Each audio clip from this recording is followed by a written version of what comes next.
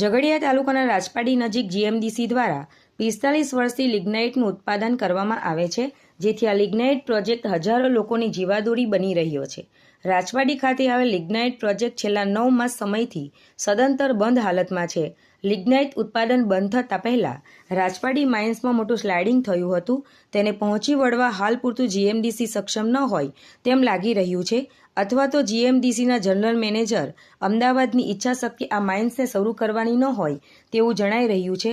છેલ્લા 9 માસથી GMDC lignite project સદંતર ઉત્પાદન બંધ થતાં તેના પર નભનારા મજૂર, ડ્રાઈવર, ક્લીનર, ટ્રક માલિકો બેરોજગારીના ખપ્પરમાં હોમાયા છે.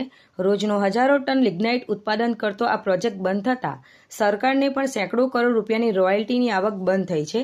સરકારની તિજોરી પર પણ મોટો ફટકો પડ્યો છે. લિગ્નાઇટ પ્રોજેક્ટ સાથે જોડાયેલ ટ્રક માલિકો દ્વારા અવારનવાર રાજપાડી પ્રોજેક્ટ ખાતે તથા અમદાવાદ વડી કચેરી ખાતે લિગ્નાઇટ ઉત્પાદન શરૂ કરવા માટે અવારનવાર રજૂઆત કરવામાં આવી છે. મુખ્યમંત્રી સુધી પણ રાજપાડી માઇન્સ ખાતે ઉત્પાદન શરૂ કરવાની રજૂઆત કરવામાં આવી છે, પરંતુ આજ દિન સુધી રાજપાડી માઇન્સમાંથી લિગ્નાઇટ ઉત્પાદન ક્યારે થશે તે નક્કી નથી. આજરોજ ઝઘડિયા તાલુકાના મિનેશ શાહ, અતુલ શાહ, અનિલસિંહ ગોહિલ, મહેન્દ્ર પટેલ, અમજદ મંસૂરી સહિતના ટ્રક માલિકો રાજપાડી જીએમડીસી લિગ્નાઇટ પ્રોજેક્ટના પ્રોજેક્ટ જનરલ મેનેજર શૈલેષ જાગાણીને લિગ્નાઇટ ઉત્પાદન શરૂ કરવા માટે રજૂઆત કરવા માટે પહોંચ્યા હતા.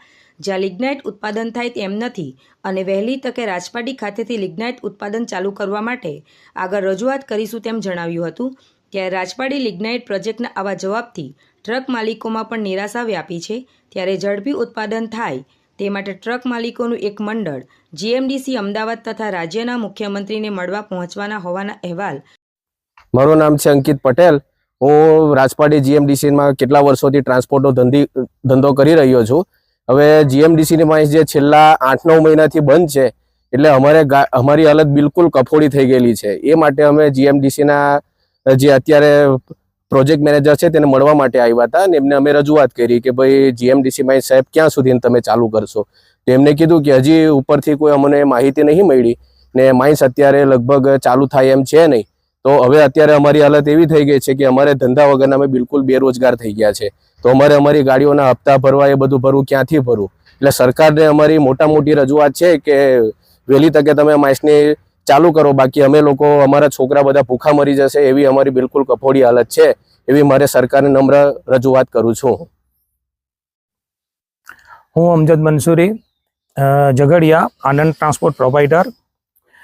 અમારી માઇન્સ ઘણા ટાઈમથી બંધ છે, 9 મહિનાથી આસપાસ. તેનીથી અમારો ધંધો ને બધું બેરોજગાર બધું બંધ પડેલું છે. અમારી સાથે ઘણા ટ્રાન્સપોર્ટર, ઘણા ભાઈઓ બધા થઈને લગભગ 4-5 હજાર માણસો બેરોજગાર થઈ ગયા છે. તો એ બાબતે અમે લોકો રાજપાડી જીએમડીસીમાં જગાણી સાહેબ સાથે એક નાની મિટિંગ કરવા માટે આવ્યા હતા. તો મિટિંગ થયા પછી એમને એવું કીધું છે કે થોડો ઉપરથી કોઈ જાતનું એ નથી, માઇન્સ હમણાં જસ્ટ ચાલુ થાય એમ નથી. એ બાબતની એમને અમને જાણ કરેલી છે. તો આની પર જે લોકો નિર્ભર છે, મધ્યમ વર્ગ, ગરીબ લોકો, ખાસા બધા ગાડીના માલિકો છે, ડ્રાઈવર છે, ઓનરો છે, એ બધા બેરોજગાર થઈ ગયા છે. તો એના માટે અમે લોકો રજૂઆત કરવા માટે અમદાવાદનું એ કરી રહ્યા છે. Jayshil Patel, TPN channel, Jhagadia.